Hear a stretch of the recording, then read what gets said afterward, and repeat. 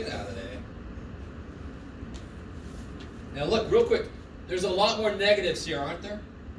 But they will still add to 0. There's going to be equal amounts on both sides of the mean. So if you add all these up, they'll be 17.8 negative, so they'll all add up to 0. You guys semi with me? Okay? That's a quick check. If every single number in this row is negative, you have made a mistake. Stop. They're supposed to add to be 0, because the mean should be in the middle of the values. And now I just have to take L2 and do what to it? Square it. Bam. Let me write those down. Let's see. I guess I don't have to write. We got to write. Save some time.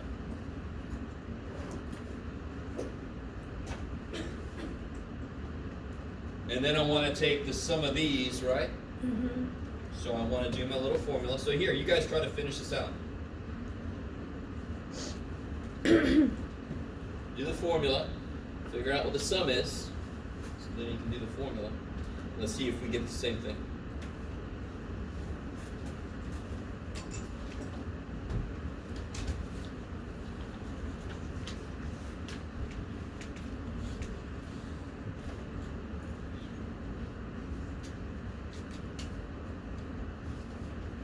Anybody else not get their quiz back? Okay.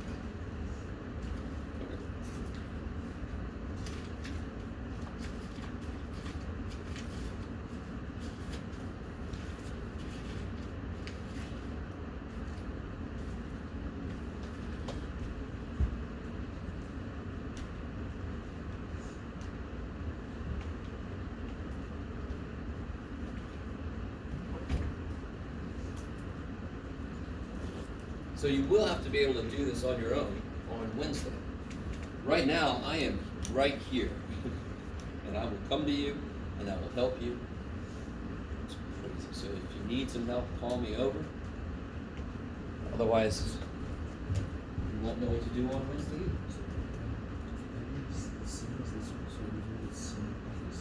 Yes. So in second. No, good.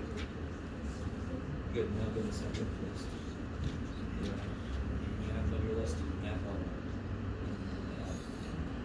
television.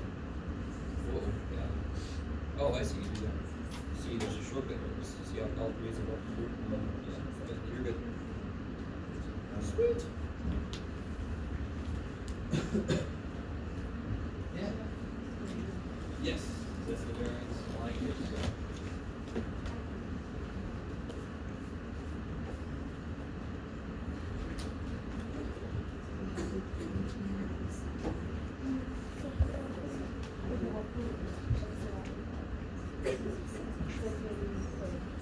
Alright, let me catch up to you guys. Go through the sum of L3. So a lot of you guys had 444.8. That's awesome. There are 5 data points. I'm going to divide by 4. That goes in evenly, which is kind of nifty. I wish I could say I planned that out. You guys with me so far? What is that? Variance. So if I take the square root, 10.5455. oh shit, I forgot to divide by 4. Good job, Jeff. I divided by 4 on the paper. Now I take the square root of that, I get 10.545. Second? That's what the standard deviation is, yeah.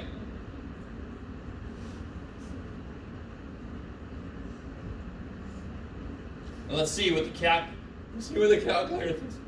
How do I make the calculator calculate the S? Stats. Calc. 1 bar stats. 10.545. Yay! Good job, calculator. Yes, yes. Yes. Okay. What does this mean? Is even a better question. What does that mean? The data points are 10. About 10.5 away from the mean on average, right? So the mean was 17.2. right? These don't get very far at all away from 17.2, but this one is like Not almost bad. 18 away. So that makes the average come out to be about 10.5. So the average distance from every data point to the mean is about 10.5 blah blah. That's what that means. I like it. So for, again, if I did a test and the standard deviation came out to be 3, that would be unbelievably insane. Because what normally happens on a test, some people do really well, and some people do really bad. So that's why normally I expect to see 12, 13, 14 spread. If I saw a spread of 3, I constructed that test wrong. I just did. Is it impossible? No. Is it remarkably unlikely? Yes. So I have had that happen sometimes on some really, really easy quizzes. I'm like, I made that quiz way too easy. And it's because the mean was a 93 and the spread was 5. I'm like, oh my God. That was way too easy. Students didn't mind, but yes. Can we go over how to do like the box plots Sure. and Let's do it. the 5 number summary? Kick ass. All right. Let's do it. So I got the one on the practice test on the answer key. So let's make up another set of data. Unless you want to do the one NASCAR. No, we can do it. Here we go. No, the mean and the average. Let's see.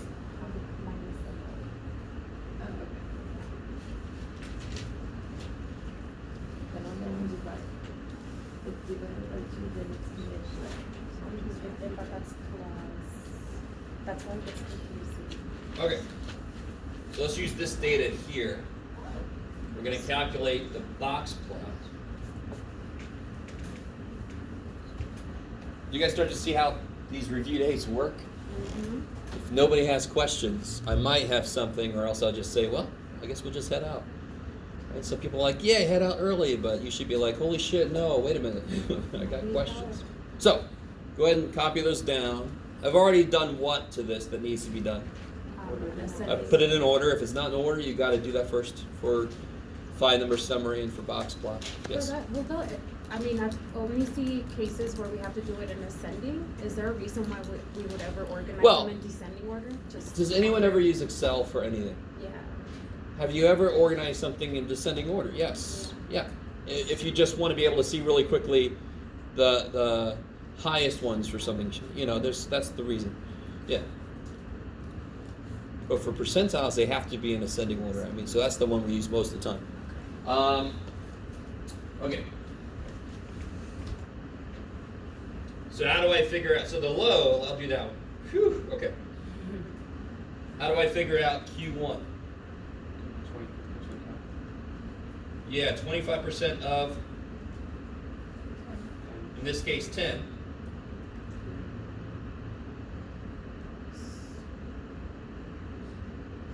What is 25% of 10?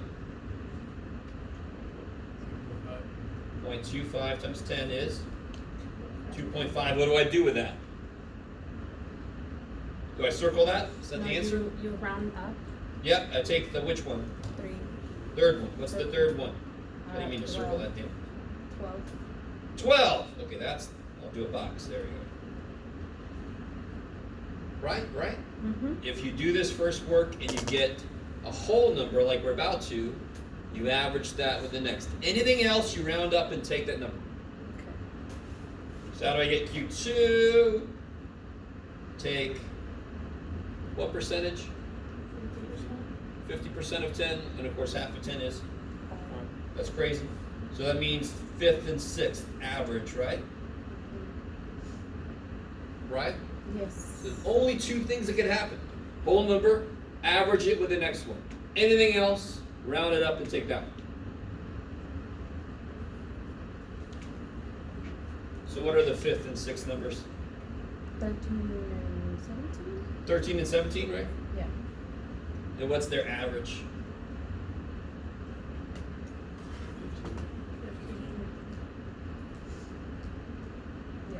15.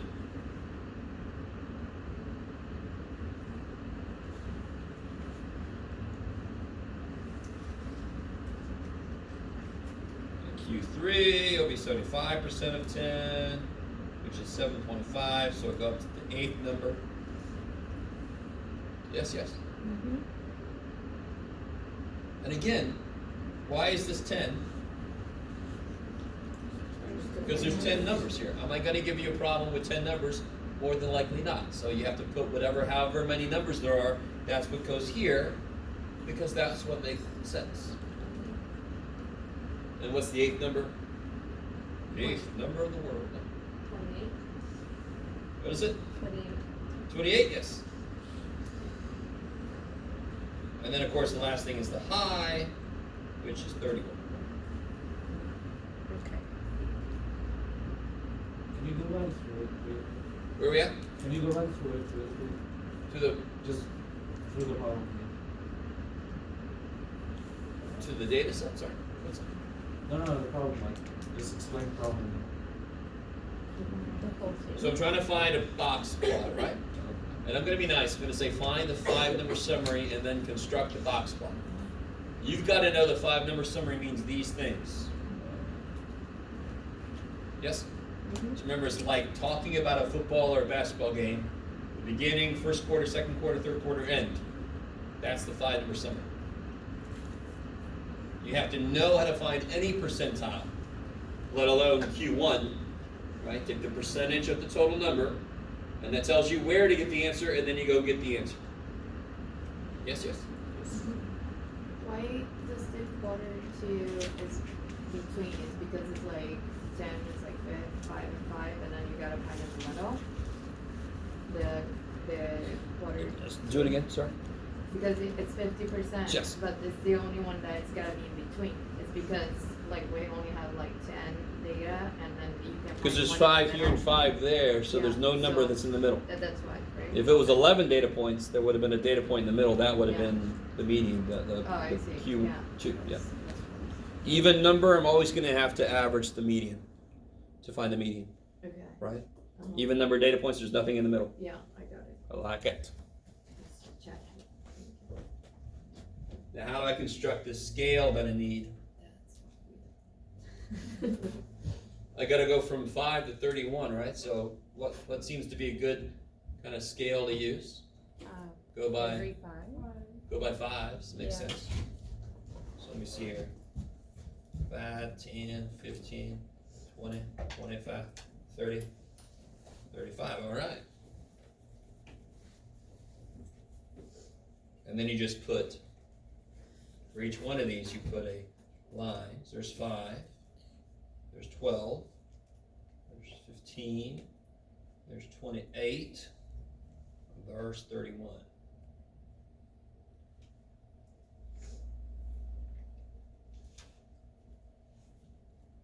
Right? And then where do I put the box?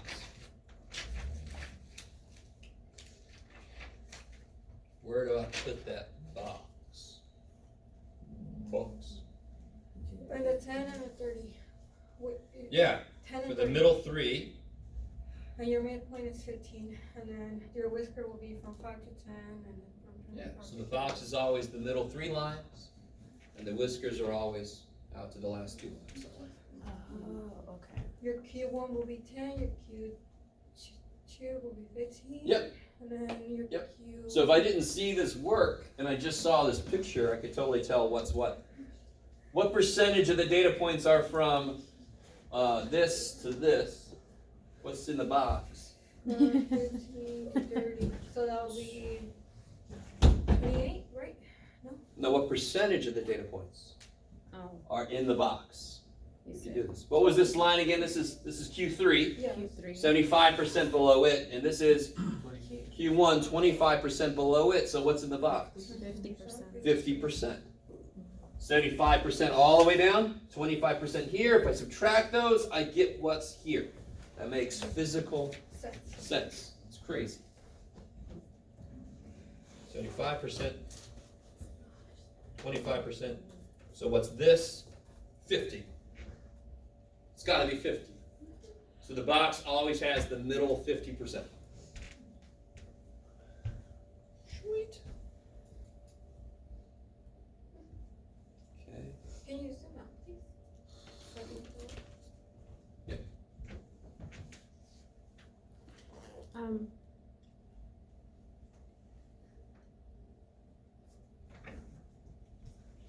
Yeah. And just to clarify again, what are the whiskers, like the length of the whiskers, what exactly does that represent?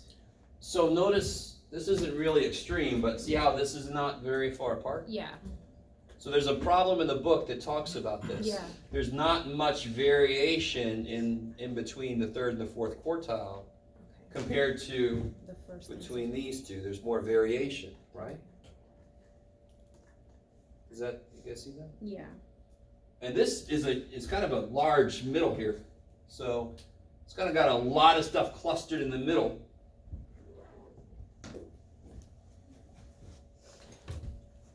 It's more spread out, to be honest. So if I had a box plot like this,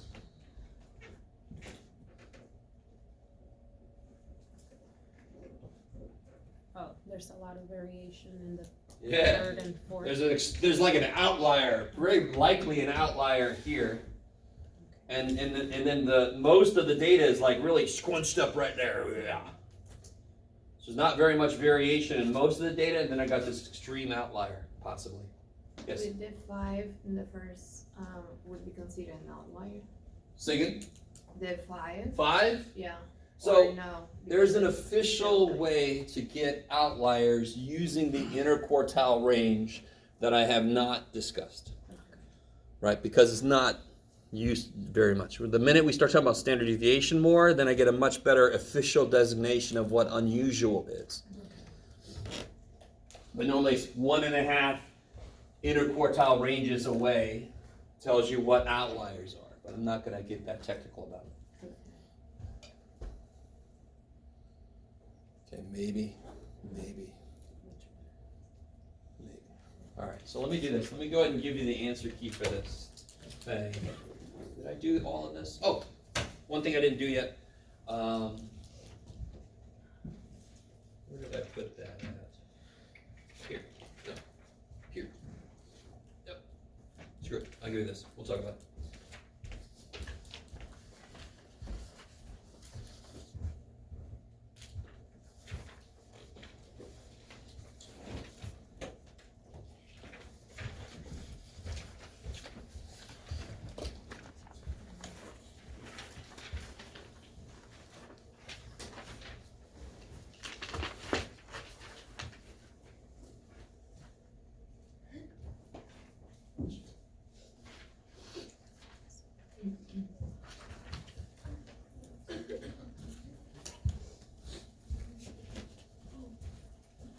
There we go.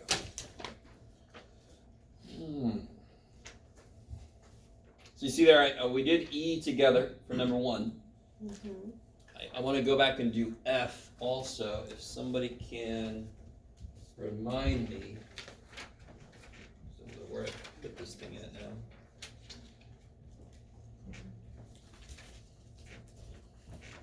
So number 1E, we got, does somebody have written down what we got for the standard deviation for it? The standard deviation is 8.575. So that sounds familiar. And the mean was, 45.67. oh yeah, 6 forever. Yeah, 6, 7 is fine. All right, so that's what we did earlier together from number 1. And then F said this weird thing. What percentage of the data is within 1 standard deviation of the mean?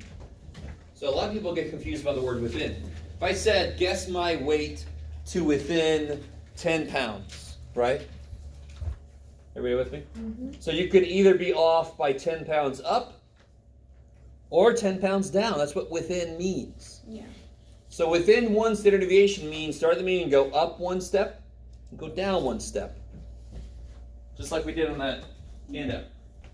So every step is this big. So what's 1 step down? 37.095.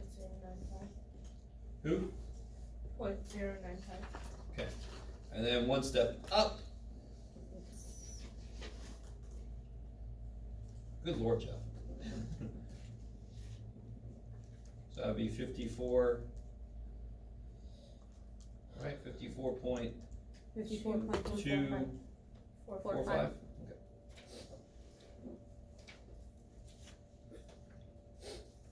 Now, I've got like a fishing net.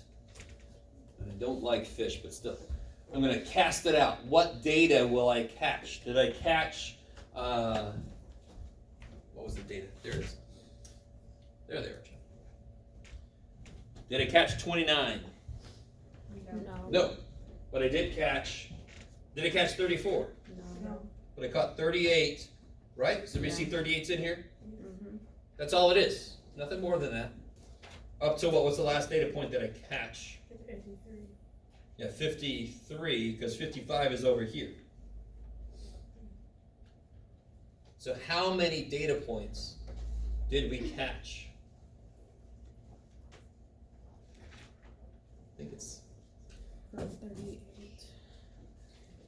11, yes. Yeah. So what percentage of the day we caught? Does everybody see what I just said? Does everybody see it? No. Is everybody cool with this and this? Is everybody cool there? Yeah.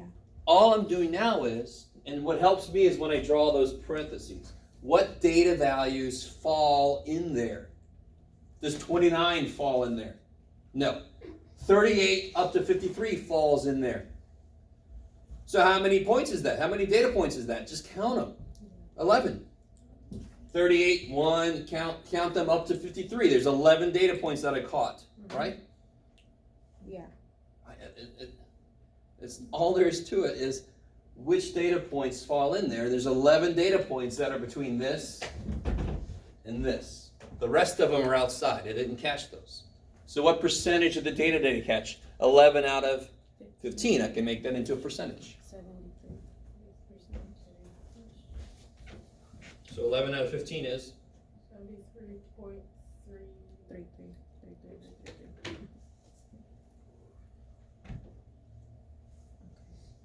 I like it.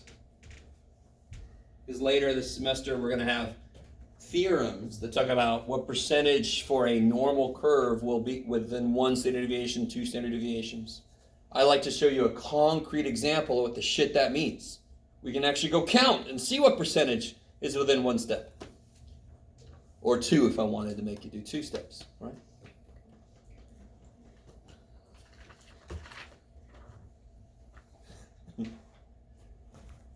All right. I love the different reactions. Okay. Some of you guys are fighting to stay awake. I appreciate that. I'm a math teacher. I don't take it personally. Okay. Anything else from that practice test you guys want to discuss? Number 2 and 3 is straight out of the homework. Mm-hmm. All right. So So we agreed that nominal was due to order, correct? Like, no. I mean, wait, that was pre- Ordinal. that was ordinal. yeah, ordinal kind of Yeah. tells you, right? It's a giveaway. Ordinal must be the one that's all about order. Okay, and then nominal is the one where it's just a category. Just categories, names, nominal names, And not number. A lot of you guys say it's a number, so it must be nominal. No, nominal is just names. But It's the opposite of number. would the percentage matter though, or no? It's just. And again, you're looking at what the question was, not what I did with the answers. So if I said 30% of people said that they have Nikes, That's only. what was I asking people? If you have Nike. Well, I mean, that's one way to say it. If I said 30% had Nikes, comma, 40% had Adidas, comma, 20% had Converse, what was the question I was asking people? What brand of shoes? What brand of shoe do you wear? What level is that? Nominal. As the percentages aren't part of the question, right? They are just what I did with the data. You got to say, what was the data? What was the question I was asking? Okay, for temperature, couldn't it be ratio 2 because it's a number that can. No. What's got to be true about ratio and 0? It has to be like the lowest it goes or. No. To be ratio, what's got to be true about 0? It means has to be 0, right? What does temperature measure? The amount of heat. You with me? So does 0 mean the absence of all heat? No, it can get colder. Right? You guys okay? A little bit? So if you know for sure it's a number, it could either be interval or ratio. So what I normally do is I rule out ratio. Does 0 mean what it should? If not, it must be interval. Okay. And what's got to be true about interval? Subtraction. Yes, and don't just say subtraction makes sense. Show me. Show me an example of how it makes sense, right? So like, when you mean subtraction in sense, you want us like making So like, can you subtract 2 zip codes? No. I mean, you could, but. Yes, you can. Does the But answer mean it something? doesn't make No. sense. There, that's the point. Okay. I can subtract 2 social security numbers, really. That- Even though there's dashes in them. I can subtract 2 jersey numbers, I can subtract, but they're not really numerical. They're not measurement systems. They're not, Yeah. the subtraction doesn't mean something. But if I subtracted 2 years, that would be the length of time between those 2 things, whatever happened, right? That makes physical sense. Now, what about this? A lot of people say this. They say it can go negative, therefore something. No. What's profit? Is profit, which level of measurement would profit be? Ratio, for sure, Yeah. right? But can that be negative? Can profit be negative? No. Come on, you can do better. Yeah. We just went through a lot of time where a lot of companies were all negative, and they're like, "Oh, hold on, you with me?" Mm-hmm. So hell yeah, profit can go negative. Why is it ratio? Because what does 0 mean? Absence of profit. And what if I made 4,000 one year and 8,000 the next year in profit? I made twice as much the next year, right? Division makes sense. So just because it's got negatives doesn't mean it's not ratio. 0 has to be in the right place. And for profit, it is. For temperature, 0 is not in the right place. So it's.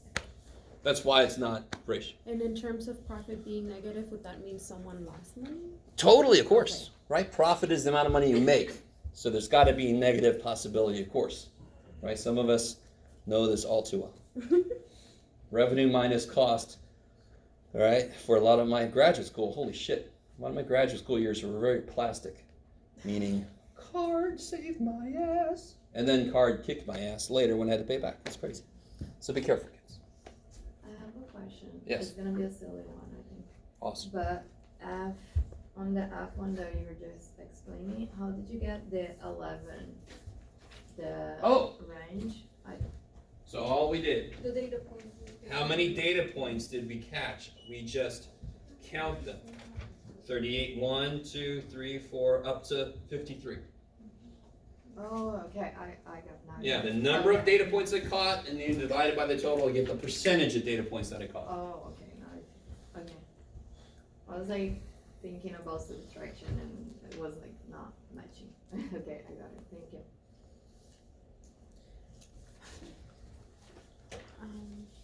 Can you go over percentiles, just in not how to get them, but like. What they mean? Yeah, like there were a bunch of homework Yes, questions. totally. I love those homework questions. Where you have to say if it's a good thing or bad. Yes. So if I went bowling and my score was in the 35th percentile, what exactly does that mean? So I went bowling with a bunch of friends, and my bowling score was in the 35th percentile. That was really low. You got to be more specific. That was really low. No. I don't mean change your tone. I mean 35th percentile versus 40th percentile versus 37th percent. Be more specific. What does 35th percentile mean? 65% scored the same or better than you. 65% scored the same or better. Even more directly, 35% scored the same or lower. So that's why it's bad. See, I need the specific interpretation, and then you can say, so then it sucked. Right? For bowling, I want a higher score. You guys with me? So I love the one about the DMV and the runners in a race and all that kind of stuff. Right? Yeah. You go back to the basics. What does percentile always mean? The percentage at or below that number. And then for any given situation, you can explain what that means. If you're at the DMV, if you're playing golf, a low percentile is good. If you're running a race, Low percentile. time, you want a low percentile. Yeah. Speed, You want to know? speed in a race, High. you want a high percentile. You want a lot of people to go slower than you, Yeah. right? Okay. Do you guys see what I'm saying? Yeah. It's like bowling versus golf. One you want a high score, one you want a low score. So low percentile is not always bad. But as a student, you're probably thinking grade, right? So low percentile would be bad. Is it possible to make a 40 on a test and be in a very high percentile? Yeah. You could do it. Yes. Yes, it totally is. What if the average was a 30? You scored higher. So. Totally. Yeah. And let's say the highest grade was a 42 and you got a 40, you could be in the 90th percentile, right? Okay. And then you sit back and you're like, please tell me you got to curve that damn thing. That's basically all of grad school. You get 30s on tests and then they curve it and then it's an 80. You're like, sure. Yes. So then just to clarify, so if you were to say, like, there was an example, like someone waited like 5.2 minutes or something like that, and then they say that, so how do you explain that in terms of percentile? It was on the homework, I think. So again, if waiting 5.2 minutes was in the 90th percentile, that means that 90% of the people waited less time. That's all a percentile ever means. If it's good or bad, that's a secondary thing. Mm-hmm. But it just means that percentage was at or below that score. Is it good or bad? Are we talking about golf? Are we talking about bowling? Are we talking about time? Are we talking about cost? Okay. Yeah. Percentiles are very single-minded. It's us humans that then put value on top of it. Mm-hmm. Us weird-ass humans doing our weird-ass things. Yes? Like I know like the class width formula or whatever, but it's like divided by the number of classes. How do we determine how many Oh, classes okay. we have? I'm going to leave it up to you, but what's the absolute least number of classes you can use? 3. I love you guys. 5. 5. That's Up to 10. But we're basically going to use 5 or 6 in here because I'm not going to give you. So as your sample grows, the number of classes you use grow too. There's actually a formula that involves logarithms that's really disgusting to actually calculate the optimal class, which doesn't really work anyway, to be honest. But so it's more of a subjective thing. So if I give you 30 numbers and use 10 classes, holy shit. No, it's no good. All right. So if I were you, basically the number I'm going to give you, use 5 or 6 classes. I like it. Less than 5 is bad. If you use 5 classes and then you construct your classes and you end up with 4 because the last one's empty, you made a mistake setting up your classes. Mm-hmm. A lot of you guys have lived that experience, right? So if I had data, I don't know why so many people, if I had data that started at 11 and went up to 90, and let's say I want to use 6 classes, what would my class width be? How do I figure out my class width? You do the high High. minus low, and then divide by the